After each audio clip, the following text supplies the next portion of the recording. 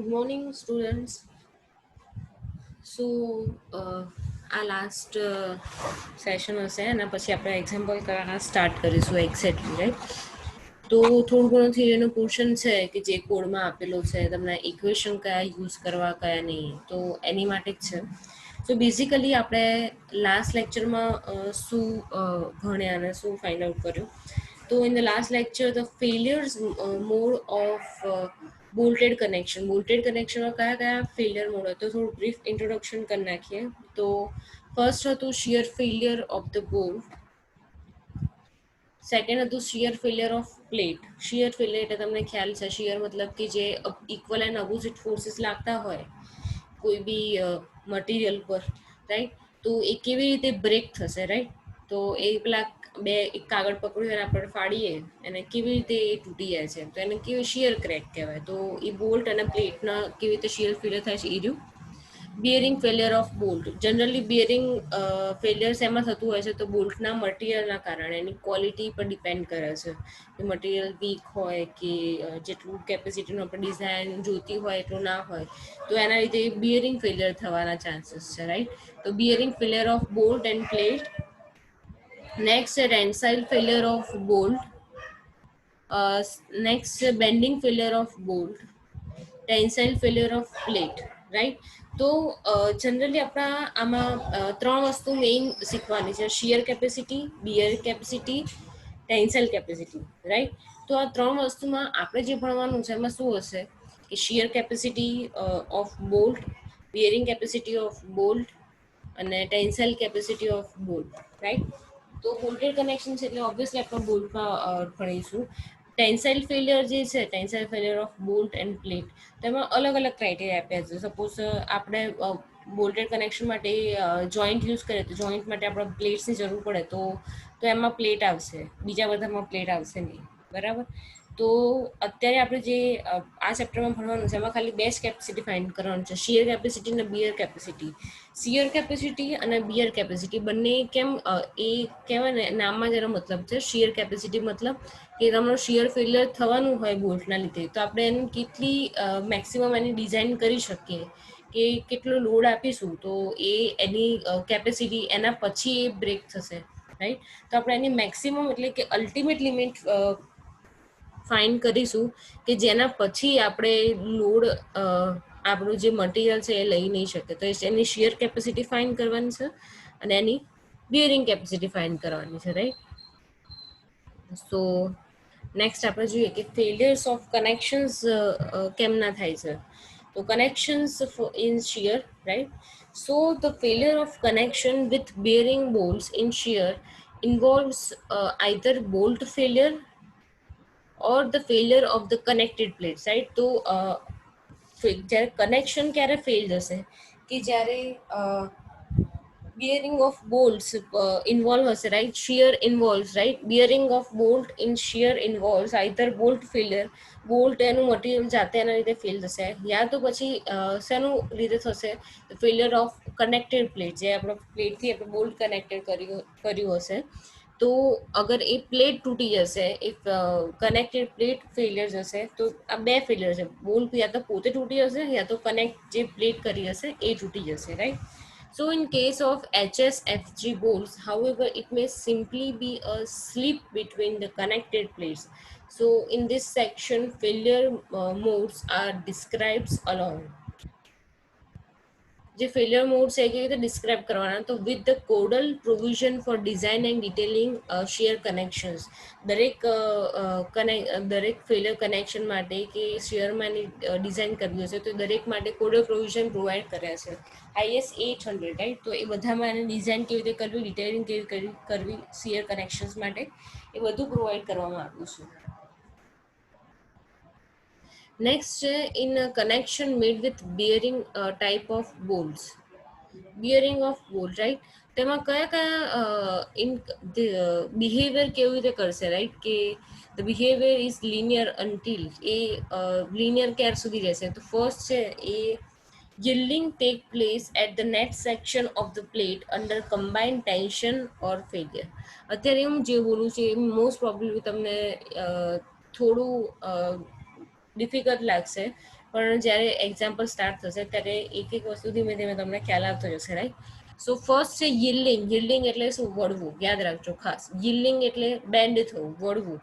Tech place at the net section. Net section એટલે મતલબ શું થયું? નેટ સેક્શન મતલબ કે જ્યાં તમારી બંને પ્લેટ બોલ્ટેડ કનેક્શનથી જોઈન્ટ હશે. તમારી બે પ્લેટ છે પણ એનો નેટ એરિયા શું કહેવાય? ઇફેક્ટિવ એરિયા કયો કહેવાય? તો જ્યાં બોન્ડ આપેલો હોય, જ્યાં કનેક્શન પ્રોવાઈડ કર્યું હોય એ રહ્યું. તો શું કહેશે? yielding take place at this bonded or knit section of the plane under the combination of tension and failure. એટલે શું કહે છે કે ટેન્શન અને ફેલિયર વખતે જ્યારે બેન્ડિંગ થશે, ક્યાં? તો કે જ્યાં કનેક્શન પ્રોવાઈડ કરેલું હશે ત્યાં, રાઈટ? બીજું શું થશે? Shearing take place at the bolt shear plane. Shear એટલે તમને ખબર છે, શિયર એટલે બકલ, તૂટી જવું. yielding એટલે વળવું, શિયર એટલે તૂટી જવું. Takes place at the bolt shear plane. Bolt shear plane મતલબ કે બે બોલ્ટ તમે એક લાઈનમાં 2 થી 3 બોલ્ટ પ્રોવાઈડ કર્યા હોય. બોલ્ટ શિયર પ્લેન મતલબ કે તમારા બોલ્ટ એ પ્લેટથી તૂટી જવાના કોઈ ચાન્સ હોય તેને કેવું કહેવાય? Bolt shear plane. તો શિયરિંગ જ્યારે થાય એ વખતે third one is a failure of bolt takes place in a bearing, right? Bearing નો મતલબ તમને ખ્યાલ છે, બોલ્ટ એ એકદમ શાયદ લો સ્ટ્રેન્થના આપણે પ્રોવાઈડ કરેલા હોય કે જેટલો એ રિક્વાયર્ડ હોય, જેટલો ફોર્સ આપણે ડિઝાઇન કર્યો હોય એના કરતાં વધારે ફોર્સ આવે એના લીધે શું થાય કે બોલ્ટ શું થઈ જશે? તૂટી જશે. Failure of plate takes place in bearing. Plate માટે બી સેમ અઝ્યુમ કરીશું કે પ્લેટની બિયરિંગ કેપેસિટી એટલે એની પોતાની જે કેપેસિટી છે લોડ સહન કરવાની એ કેવી થઈ જશે? ઓછી. એના લીધે શું થઈ જશે? ફેલિયર થશે, રાઈટ? અને લાસ્ટ છે બ્લોક શિયર ફેલિયર. હવે આમાં બ્લોક શિયર ફેલિયર તમને એક આખું કોન્સેપ્ટ છે, એ તમે જ્યારે ડિઝાઇન ઓફ ટેન્શન મેમ્બર જ્યારે ભણશો ત્યારે આના પછી આઈ થિંક આના 2 ચેપ્ટર પછીનું ચેપ્ટર છે. તો તમે જ્યારે ટેન્શન મેમ્બરની ડિઝાઇન કરતા હશો ત્યારે તમારા બ્લોક શિયર ફેલિયર કેલ્ક્યુલેટ કરવાનું આવશે. અત્યારે ખાલી તમારે 2 જ વસ્તુ ફાઇન્ડ આઉટ કરવાની છે, શિયર કેપેસિટી અને bear capacity of bolt, right? So of this first is discussed in this chapter on the tension members, while the last is described separately in section 5.4. એટલે એવું કહેશે કે જે સ્ટાર્ટિંગનું yielding અને shearing જે કેપેસિટીનું બધું છે એ તમે ડિસ્કસ કરેલું છે, પણ જે લાસ્ટમાં બ્લોક શિયર ફેલિયર છે એ અલગથી તમને ડિસ્ક્રાઇબ કરવામાં આવ્યું છે. કેમ? કારણ કે ટેન્શન મેમ્બરનો પાર્ટ છે. The remaining 3 is described below, right? The first one is the shear capacity of bolts. As per IS 800, the design strength of the bolt VDSB as governed shear strength is given by. First to find out કરવાનું છે આપણે shear capacity. તો shear capacity માટે એનું equation છે VDSB is equal to VNSB divided by gamma MB. હવે અહીંયા start કરીએ તો DSB શું છે? તો કે design shear capacity of bolt. D મતલબ ડિઝાઇન, એસ મતલબ શિયર એન્ડ બી મતલબ બોલ્ટ. તો design shear capacity of bolt એનું ઇક્વેશન છે VNSB. VNSB મતલબ nominal shear capacity of bolt, right? અને એ કેવી રીતે કેલ્ક્યુલેટ થશે? તેનું ઇક્વેશન છે VNSB is equal to FU divided by √3 in bracket NN multiplied by ANB plus NS multiplied by ASB bracket ખતમ, રાઈટ? સો આ એનું ઇક્વેશન છે VNSB માટેનું. તો આપણે ઇક્વેશન મેઇન શું થશે? VDSB મતલબ VDSB is equal to this equation divided by gamma MB, right? So FU, what is this meaning of FU? So FU is equal to ultimate tensile strength of bolt, right? N શું છે? તો કે number of shear planes with threads intercepting the shear plane. શું કહે છે કે જ્યારે તમારું જે બોલ્ટ હશે એ થ્રેડને ઇન્ટરસેપ્ટિંગ કરતો હશે અને એ શિયર પ્લેનમાંથી પાસ આઉટ થતો હશે તો એને શું કહેવાય? NN, number of shear planes with threads. એટલે તમારા થ્રેડેડ પોર્શન જે બોલ્ટમાં પ્રોવાઈડ કર્યા હોય ત્યાંથી તમારી બોલ્ટ કનેક્ટેડ હોય તો એને શું કહેવાય? NN. હવે NS શું છે? તો NS is equal to number of shear planes without threads intercepting the shear plane. શું કહે છે કે થ્રેડ્સની વગરનો પોર્શન, જે તમારો બોલ્ટ, બીજી વસ્તુ એક રહી કહેવાની કે તમારું જે બોલ્ટ હોય છે એમાં જે થ્રેડેડ પોર્શન હોય, જે થ્રેડ્સ આપેલી હોય એને કેવું કહેવાય? Threaded portion. અને થ્રેડેડ પોર્શન સિવાયનું જે પોર્શન હોય છે એને કહેવાય છે shank portion. Shank, SHANK, shank portion, right? So NS શું કહે છે? તો કે number of shear planes without threads. એટલે તમારું, તમે જે બોલ્ટેડ કનેક્શન કર્યું છે, બરાબર, એમાં જે બે પ્લેટ કનેક્ટ કરી છે, બે પ્લેટમાં જે તમે બોલ્ટ હોલ પાડ્યા છે, તો તમે જ્યારે બોલ્ટ એ ફિટ કરશો ત્યારે જેનો થ્રેડેડ પોર્શન હશે એ થ્રેડેડ પોર્શન એ બે જે પ્લેટ હશે એની અંદર આવતો નહીં હોય. જ્યારે એન નો મતલબ શું હતું કે તમારી જે બે પ્લેટ કનેક્ટ કરી છે એ બે પ્લેટ કનેક્ટ કરી એની અંદર થ્રેડેડ પોર્શન ઓલરેડી આવી ગયો તમારો, રાઈટ? અને NS નો મતલબ શું થઈ ગયો કે તમારી જે પ્લેટ કનેક્ટ કરી, જે હોલમાંથી જે બોલ્ટ પાસ થાય છે એ નીચે તમે નટ્સ બેસાડશો તો એ જે થ્રેડેડ પોર્શન હશે એ છેક નીચે હશે. મતલબ તમારે જે બે પ્લેટ કનેક્ટ કરી એ બે પ્લેટની અંદરના કોઈ પોર્શનમાં થ્રેડેડ પોર્શન હશે નહીં. ASB શું છે? તો કે nominal plain shank area of bolt. SB ખ્યાલ આવી ગયો તમને? Shank area of bolt. Shank area મતલબ કે જે થ્રેડેડ પોર્શન સિવાયનો એરિયા છે એ કેવો થઈ ગયો? શેન્ક એરિયા. NB મતલબ net shear area of bolt at threads may be taken as the area corresponding to root diameter at the thread. Net area એટલે ખ્યાલ આવી ગયો? નેટ એરિયા એટલે તમારું બોલ્ટ જે પાસ થાય છે એ area, right? Net shear area of the bolt at threads. એ તમને એક્ઝામ્પલમાં આવશે એટલે હું તમને સમજાવી દઈશ.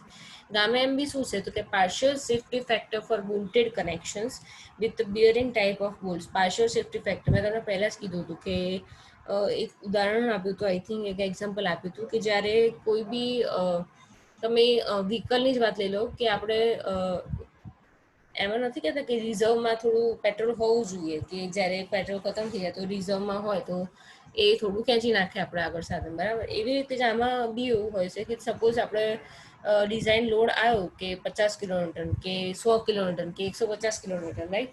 પણ આપણે એવું કટ આપણે ડિઝાઇન કરાય તો નહીં. આપણે થોડું ફેક્ટર ઓફ સેફ્ટી તો વાપરીએ ને કે ચલો આટલું આવવાની શક્યતા છે તો આપણે થોડું એના કરતાં વધારે ડિઝાઇન કરીએ, રાઈટ? તો એને મલ્ટીપ્લાય બેઝ એનાથી કરીએ પાર્શિયલ સેફ્ટી ફેક્ટરથી. તો એ કેવું થઈ ગયું? એક સેફ્ટી મેજર તરીકે કામ કરે છે, રાઈટ?